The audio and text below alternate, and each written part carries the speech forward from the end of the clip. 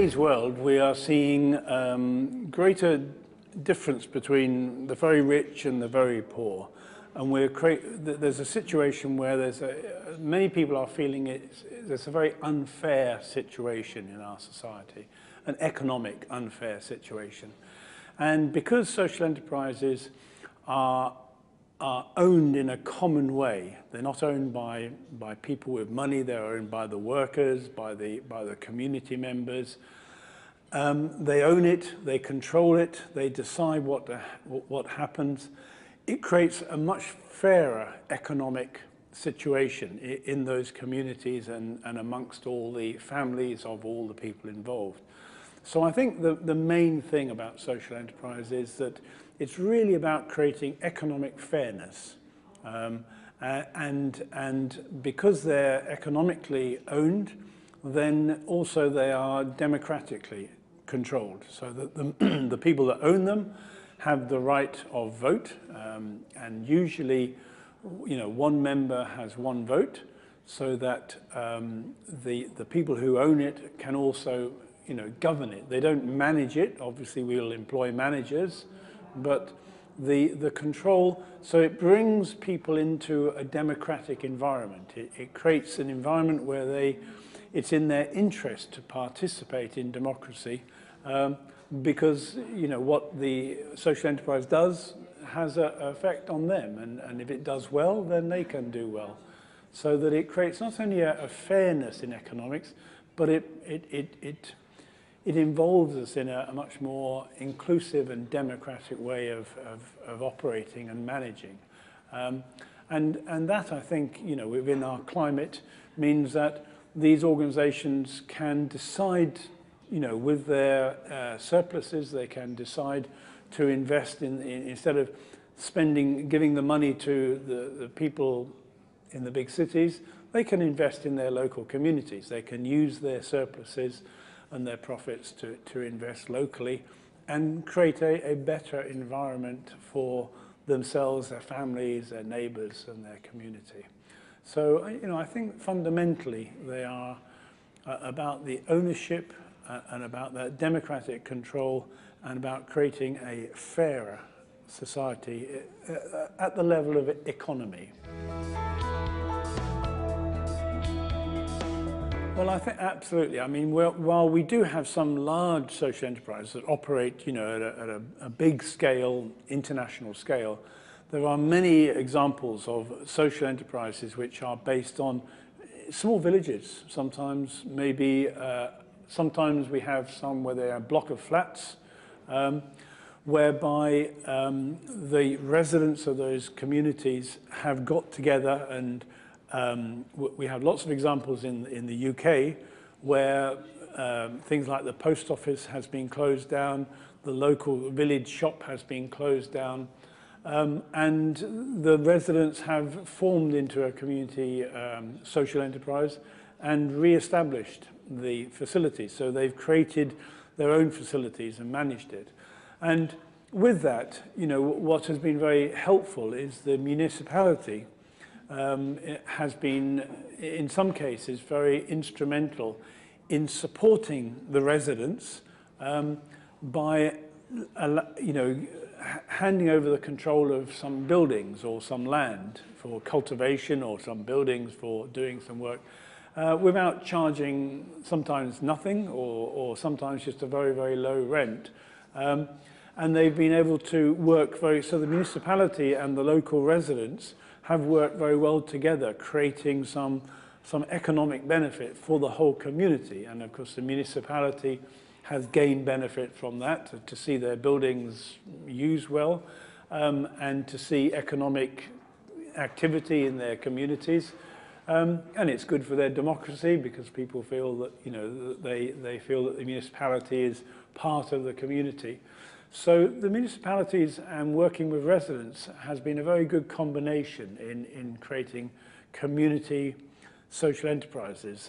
And we're seeing many of these community level social enterprises start very much as a voluntary project. People sometimes just growing food. and then starting to share, you know, say, well, I'll give you these foods, you can give me your food. And then getting slightly larger and saying, well, we can sell each other food. And so slowly over maybe 1 or 2 years, you know, what started as a voluntary project can actually turn into a commercial, and therefore it's much more sustainable in the longer term. And all it needs is some kind of initial thing like a piece of land or a building can be very helpful indeed. So we're not looking for funds as such, we're looking for some assets, and the community will provide the labour, and that labour will slowly start to generate income and start to have some economic trading. I think, well, I think one of the most positive ways is to, you know, obviously you've got this municipalities, and the staff who work in them need to be made aware of you know, what they can do, what they can provide these. If they've got an unused building that's just deteriorating, they can just say, well, you can have it, you know, for very few money, but you must renovate it. And the communities, you know, who may well say, well, we think the state should provide all that, they obviously need to be made aware that this, you know, we are in an economic crisis. It looks like it's not going to get better in the short term anyway, and that really we need to take some responsibility from the state, if you like, not because we want to help the state or pay for the state, but we want to look after ourselves, and the choice is between either, you know, we get poorer and poorer, or we do something about it. And what we do in the UK is that if we have a lot of examples of where this is taking place, and we work closely with the media, television, newspapers, and we try to publicize so that people can see that it's happening, and we try to organize visits. So we, you know, where I live, in the village that I live in a small town. 10 miles away, we've got a small town where the municipality gave them an old mill on a river. And they've converted this mill into a restaurant, and for tourists, for the tourist trade. And it's actually turning out to, it's employed something like 13 people. And in a little community, 13 jobs is a lot of jobs. So all of a sudden, what they've realized is that the state may have given them the post office, but the state would have never created a restaurant, and the state would never have created 13 jobs for local people. So what they've realized is that actually this is not just about, you know, providing something the state is stopping. This is about creating a wealthier community. And so when we find these opportunities, we try to get the media, and we put a lot of time, and we work with them, asking them if we can bring visitors. So, you know, we will arrange and say, well, there's a group of people in another town, they're kind of interested, can we bring them to the restaurant and have a meal, and can you spend 1 hour just explaining how you did? So it's about using the media to work with that, to see it as a positive thing, and to recognize that it's not just about providing what the state stopped providing, it's actually creating a better state of economy. Well, I think many people don't have experience of working in a business, of setting up a business. So all of the idea of setting something up like a social enterprise is something that people will not have much experience in, and will mainly not be very confident. They will not have the confidence to do it. So it's really, I think that building that capacity is really sort of mixing a lot of bits of training, bits of support, bits of visits to other organizations, trying to really help people in a more comprehensive way understand that obviously they have no experience and they may not have the confidence, but actually as a group of people, they might they find. So we try to work with them as a group. We don't work with them as an individual. And obviously there'll be some people in the group who are much more enthusiastic than other people. But nonetheless, we try to keep the group together when we support them, because that's where we find that actually what we find is that many people do have skills that they don't necessarily recognize are valuable. And even things like having a driving license, you know, it's a skill and it's a useful skill. And we often find, you know, retired people who maybe have been working in public or private sector, you know, they know about finance. They know how to keep the accounts, they know about bookkeeping, they understand all of the financial, you know, and they can help younger people. So it's again trying to make sure that there's not just young people and not just old people, but try and get a mix in there, and you'll find that, you know, those combinations will provide each other with support in different ways. So younger people will be able to do certain things that older people feel unable to do, and vice versa. So it's trying to see that capacity building as a self-help process. And we try not to always run training courses, you know, and we try not to even be there. I mean, you know, my approach is often to say, well, what you should, you know, what needs to happen as a group, you need to meet, and, you know, you need to decide what issues you need to sort out. You know, and if you feel you need someone like me to come in and help, do that. But otherwise, do it yourself as much as you can, so that you're establishing a way of working that will continue, and that they will continue improving and building their own capacities. So I think it's quite, you know, you have to, in a very careful way, get the groups mixed. So there's a potential for self-help in there a lot. And recognize that what in England we call sweat equity.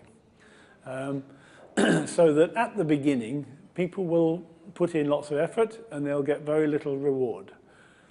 And we see that as an investment. So it's instead of, because people don't have money necessarily, I mean, if you've got money, that's great, use that.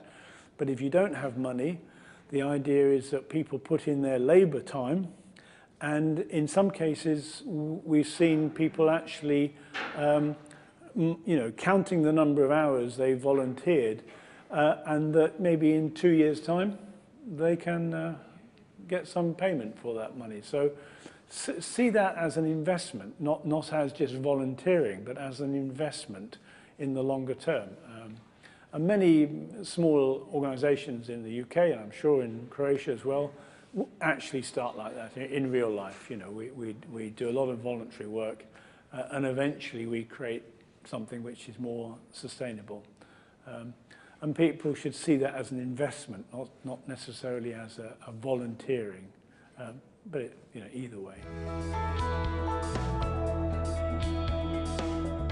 It's partly about making sure that the message is clear.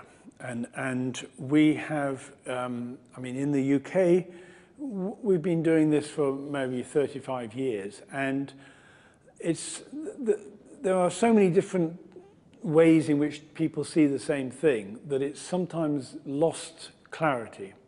And we're suffering from that. So we're, you know, although we have many thousands of social enterprises, for the general public, they're still not 100% sure what a social enterprise is.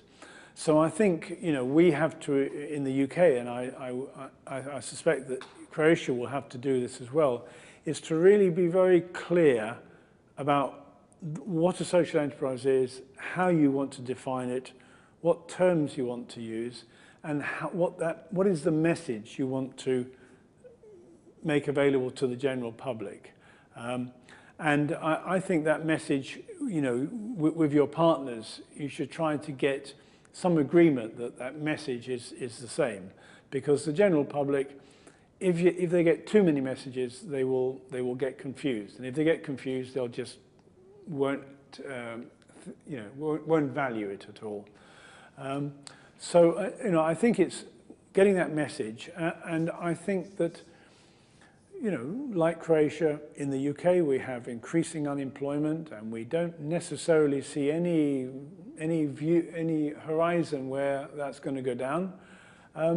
People will, you know, be in a situation where they will be encouraged to do things. And I think social enterprise provides a framework, an instrument that they could use to help them organize for themselves and create their own economic viability. And, you know, to be quite optimistic about it, I think that, you know, we talk a lot today about how unfair the society has become. You know, the rich have become very rich and the poor have become poorer. And I think that social enterprise is really about fairness. It creates fairness and economic fairness. So I think once that message is clear, I would see lots of people thinking, well, why don't we engage in social enterprise? Because what we really want is a fairer society, not so much a political fairer society, but also an economic fairer society.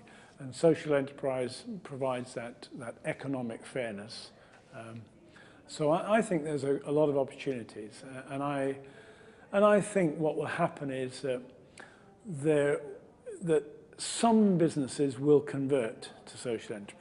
Not that many. Most of them will come through new startups, but some will convert, and those that convert might be quite large. And we have one place called John Lewis Partnership in the UK, which is, it employs, I don't know, 35,000, 40,000 people. It's a huge, big social enterprise. And it was once a private business. And the manager just turned it into a social enterprise, gave all the workers the shares, and it's a very successful growing business. So we have seen very good examples of this. And I think a few more of those, we just need one or two, and we'll find that there'll be a lot of people will start looking at them. So I think there's a great potential for it.